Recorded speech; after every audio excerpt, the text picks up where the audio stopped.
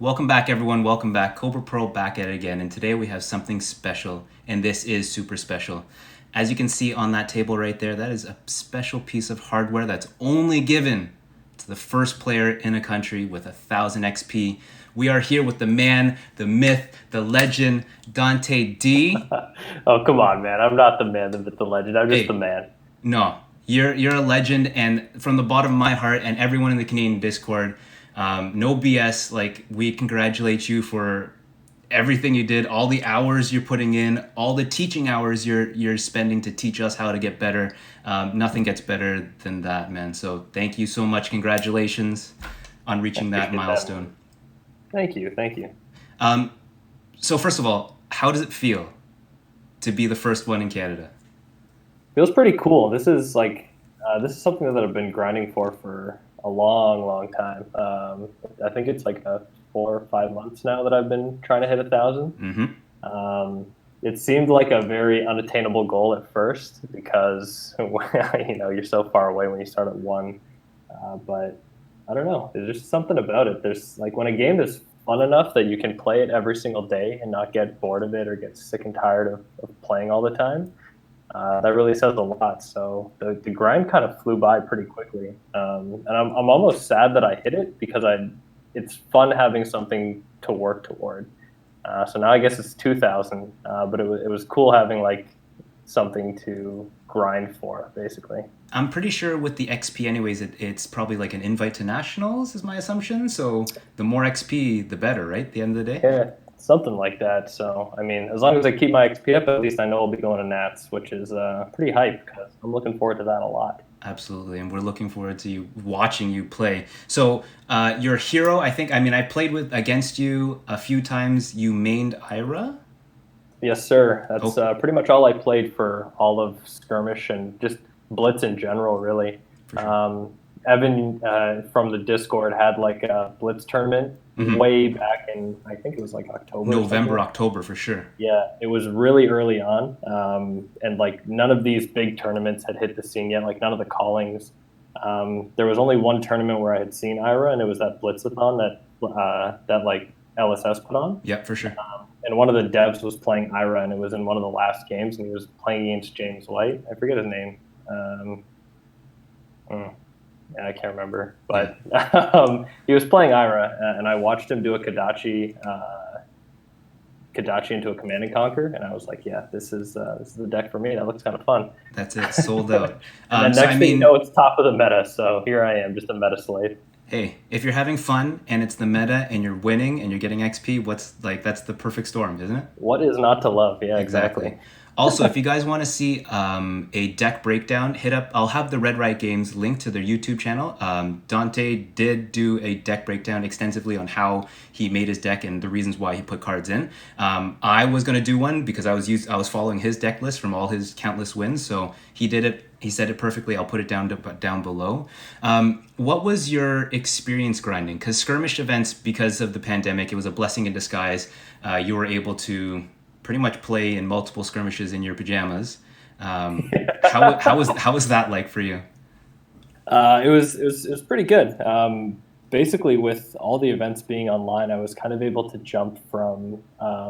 It didn't start with skirmishes; it started with a lot of armory events, to be Yep, honest. yep, But it would be like I was almost able to play an armory event every single day, basically. yeah. Um, at some point, sometimes there were gaps and stuff like that, but for the most part, you were able to play an armory event almost every day or every other day. And then when skirmishes came along, like 6 times XP, I think it is, which Yep, yep, is 6 times. just an insane multiplier. Um, and you can play multiple skirmish a day. And if you're winning your matches in those skirmishes, your XP is shooting up pretty fast. Yeah, you're going You up. can get like 50 XP per skirmish if you're basically going undefeated in the skirmish, um, depending on how many rounds there are and stuff like that. But there are definitely skirmishes where I have gone undefeated or I've only lost one game in the skirmish and you get 40 A to light 50 flex, XP bro. per. Light flex. Yeah, well, it's not even a flex. It's just more like kind of like people need to understand that it's not as insane of a grind as it seems to be. if you're winning and you're playing in a lot of events, I know there are tons of people who are playing in just as many events as I am because I see them in every single event. Yep. And I play against them in every single event. And I was Yep. like, oh, you're here again? And I'm like, yes, I am. Shout I'm out gonna to beat Rob all. Talarian I Dropout. You're in promise. I every one of them. promise you. Yeah, exactly. Rob from Talarian Dropouts is in there. Shingo, Sharif from the UK is always in there. Eugene from Singapore is always in there.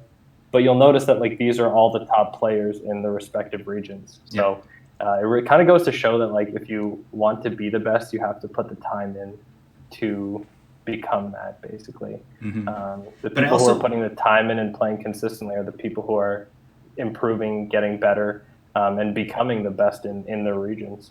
And that brings me to my next point. You play so many games, you see kind of the patterns and strategies out there at the moment. I guess that's how you've gotten better, right? And so when you play the matchups, what do you feel like was your best matchup where you saw that hero opponent and you're like, yeah, this is it, like I can, or is that not a thing? With Ira, honestly, I think that the easiest matchup for me is the mirror match, to be honest. Okay.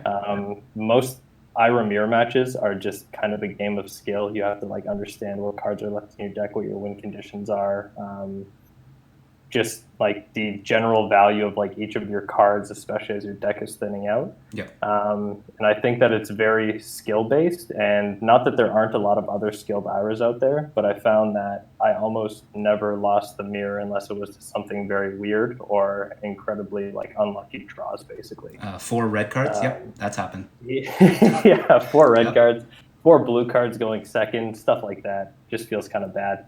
But I mean, overall, for the most part, it's usually the mirror that I prefer to go into. Sure.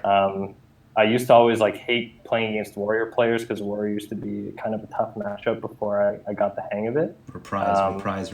Yeah, with like the control version of the deck anyway. Now everything's changed and it's all aggro Ira and everything's topsy turvy for me.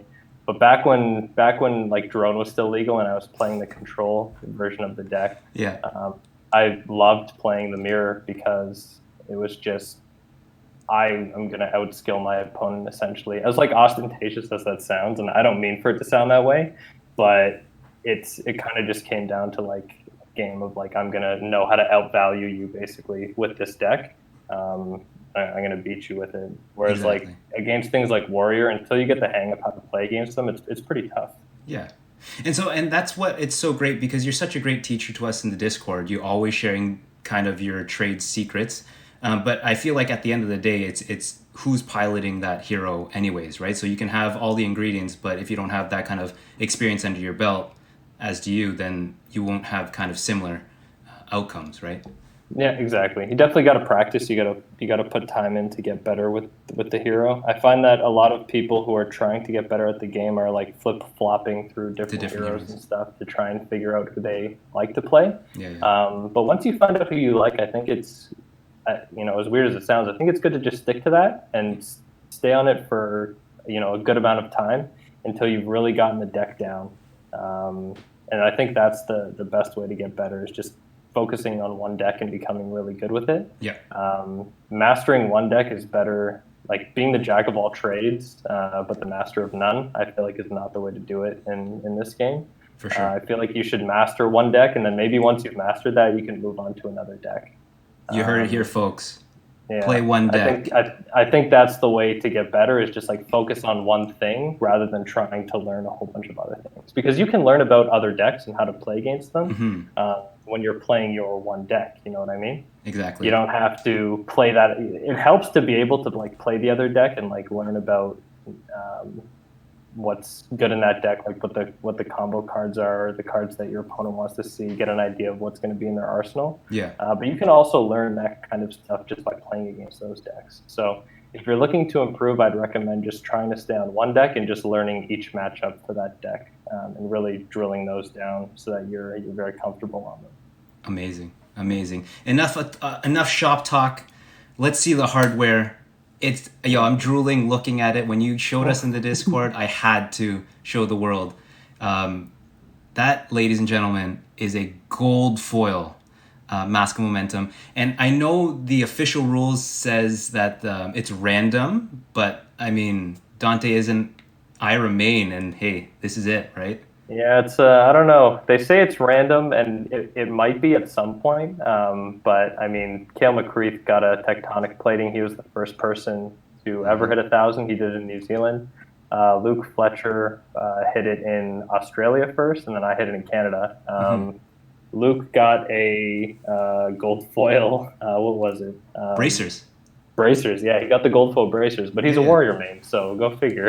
Exactly. So So it's who gonna be knows how random it really is? We'll call it random, you know? yeah. I mean, it's gonna be really interesting when Eugene hits a 1K. I mean, that's my presumption because he's up there in Singapore because Yep. he's an Ira main as well and a warrior main. So those two are kind of Yeah, taken. Will they hand out more or less, yeah. or dip into Crucible and kind of put those cold foils into gold foils, like a Yeah, blade who hold? knows? I mean, there's still a whole bunch that have to go up from Arcane Rising and Welcome to Wraith.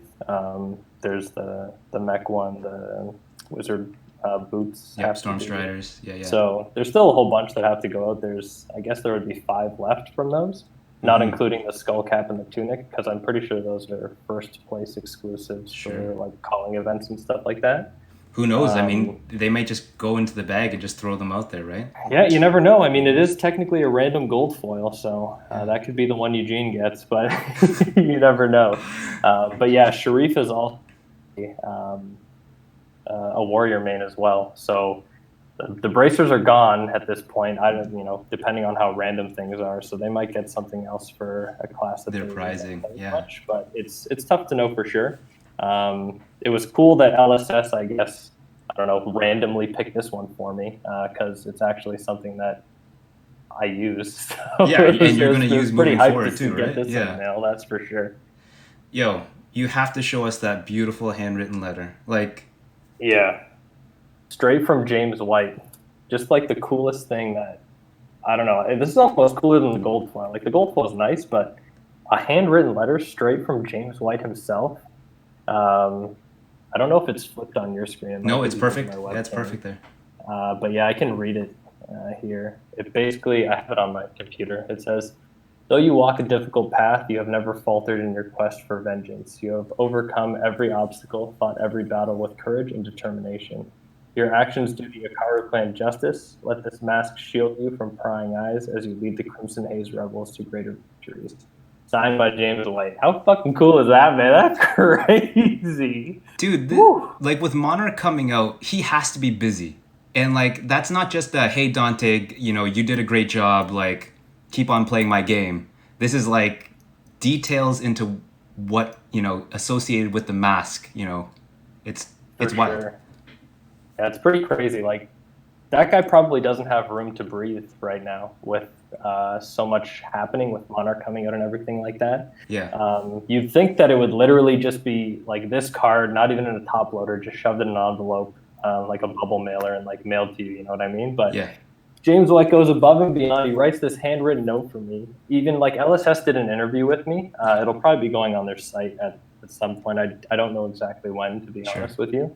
But even for the first 5 minutes of that interview, James White was like in the conference room with the 2 people who were interviewing me. Yeah. And he took 5 or 10 minutes out of his day, whatever it was, to congratulate me and let me know that he has big plans for organized play in North America and stuff like that. And that it's really cool to see that somebody from North America was able to hit that kind of milestone so quickly. But just like the fact that he took time out of his day to talk to me when like he's probably got 6 billion other things to do. You know what I mean? 6 billion way more important things. I'm just some random guy who plays his game. There are a bunch of random people who play his game. I'm not any more special than anybody else that plays Flesh and Blood, but he still took time out of his day to actually like talk to me, congratulate me. Like, that's really cool. I don't think you'd see that in any other game. Like, Nintendo's not going to be doing that for anybody that's doing it in Pokemon. You know what I mean? No, Magic is not doing that either. No, they're definitely not. For sure not in Magic. Are you crazy? No way. Those little tidbits of information, him talking to you, these handwritten letters, it seems like this game, based off of that fact, is the reason why this game is going to go ahead, because they take the time to appreciate people who appreciate their game, right? Yeah, it's super cool. And on You don't that get note, that, and you don't get that in any other card game. no, So you don't. it's pretty special to see. And on that note, I just want to let you guys know this is an exclusive with Dante. Spoiler season coming April 12th, and your boy got a nod from LSS. And tentatively, April 20th is when I'm able to spoil my exclusive card. It'll be here on the channel.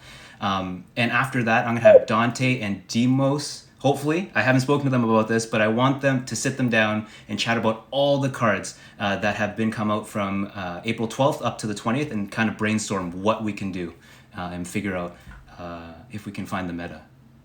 I can't wait for that, and that sounds right up Demos's alley. So that sounds pretty sick. But yeah. Surprise, It Demos, is you're so invited. Cool that they gave you a card, man. I still Yo. can't believe it.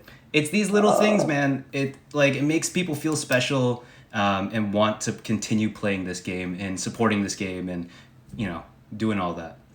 So crazy. I'll be like hitting the refresh button on my YouTube all day that day. Hey, day one. Thank you so much, Dante. Dude, thank you so much for taking time out of your schedule. Congratulations again on the 1,000 XP. I know you're already at like 1,400 odd, and skirmish season is not over yet. Last weekend, sign up.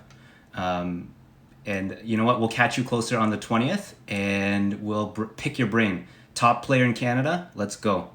For sure, man. Thank you. I appreciate that. And if you guys are looking for a skirmish to play in, if I can do a little plug here yeah. before Floor's yours. Yeah, Reaper Game Store is doing a skirmish. I'm actually doing the commentary on that skirmish. So if you want me to commentate over some of your games, definitely join that one. I couldn't tell you what time it is or anything like that. You'll have to look it up yourself, but it's in the afternoon on Sunday, I believe. So, Sunday. Come correct with your dad jokes, okay, Dante? Don't worry, you're gonna hear some fire commentary from me. I've got it all loaded up. I've got dad jokes written out. I'm ready for it. That's it. All right, guys, everyone, stay safe, stay warm, and keep your eyes peeled for April 20th. It's gonna be fire. Peace. Take care, guys.